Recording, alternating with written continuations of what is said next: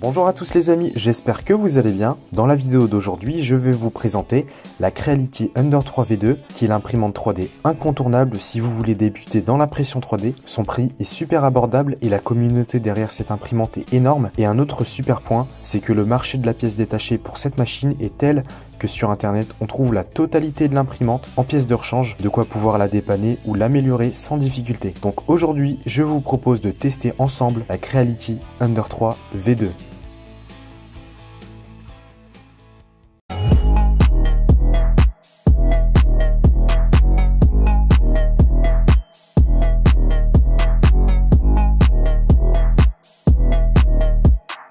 Pour un prix variant entre 190 et 230 €, cette machine se classe dans le top des imprimantes abordables aux côtés de la BQB1 et quelques autres marques assez similaires. En description, je vous ai mis le lien de la Ender 3 V2 sur la boutique officielle du vendeur, donc de chez Creality. Et comme ils ont des entrepôts en France, il n'y a pas de frais de douane et les délais de livraison varient entre 2 à 7 jours. Pour ce qu'il en est de ses caractéristiques, on retrouve beaucoup d'améliorations qui mettent cette machine au goût du jour par rapport à la précédente génération Ender. En commençant par le look, elle est construite en aluminium anodisé noir et toutes les parties autres que le châssis sont également sombres, comme la tête d'impression construite en une seule pièce moulée.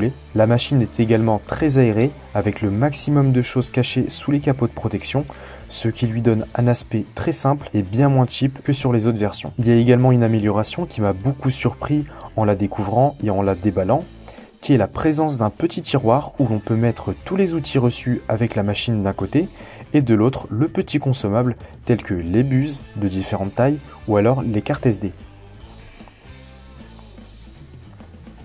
Rentrons à présent dans le vif du sujet, en parlant des caractéristiques de la machine. Elle possède un plateau qui a une profondeur et une largeur de 220 mm, soit 22 cm, sur une hauteur de 250 mm, ce qui est très convenable et sauf cas exceptionnel pour ma part, je n'ai jamais eu besoin d'imprimer plus grand.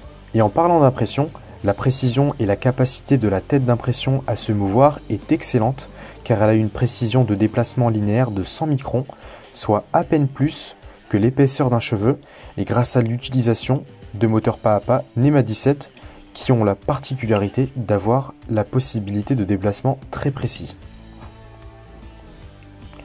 En ce qui concerne l'alimentation, on retrouve à l'arrière, sous un carter, une alimentation Minwell, une marque très connue dans le domaine des alimentations à découpage.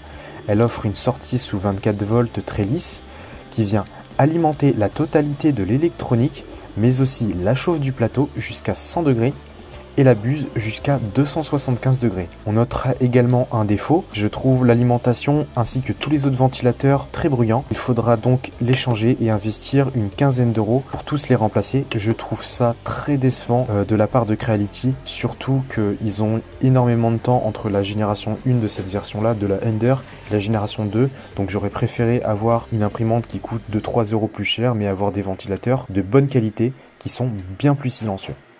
J'ai donc dû faire cette amélioration et je vais vous faire écouter un avant-après. Donc là, c'est le bruit de la machine avant l'amélioration des ventilateurs. Et là, c'est le bruit après avoir changé tous les ventilateurs. Je les ai tous achetés sur Amazon.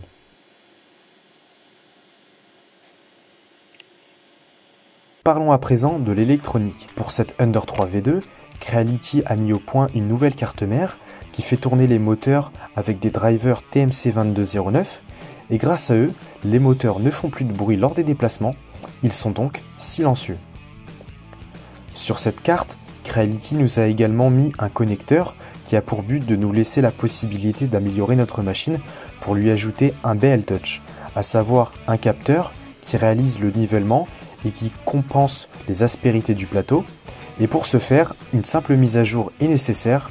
Elle se trouve d'ailleurs sur le site internet de Creality. Passons maintenant au test. Pour les personnes qui sont abonnées à ma chaîne depuis longtemps, vous avez remarqué sa présence depuis plus d'1 an déjà. Elle est d'ailleurs à l'origine de certains de mes plus gros projets, comme la fabrication d'une thermoformeuse qui a nécessité l'impression d'une énorme pièce mécanique assez complexe qui a été imprimée sans problème, mais aussi plus récemment la réalisation d'une presse plieuse entièrement fabriquée en 3D, où j'ai pu exploiter sa précision pour réaliser des pièces qui viennent s'emboîter, donc des matrices, à la perfection, et dans la vie de tous les jours, elle me permet de réaliser toutes mes pièces mécaniques et prototypes avec une qualité irréprochable. Et grâce à l'utilisation d'un plateau en verre avec un revêtement spécial, ça offre une première couche vraiment très lisse et bien finie, et lorsque le plateau va venir refroidir, eh bien l'impression va se décoller toute seule. C'est vraiment une amélioration que j'ai beaucoup aimée et ça change vraiment des anciens plateaux en PEI et même des plateaux flexibles.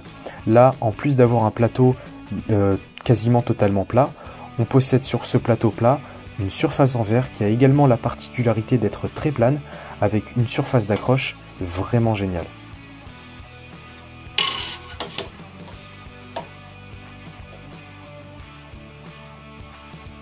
Pour ce qu'il en est du consommable, j'imprime pour ma part avec du PLA qui se vend en bobine de 1 kg pour une vingtaine d'euros. Elle a également la possibilité d'imprimer tous les autres filaments à l'exception de certains matériaux.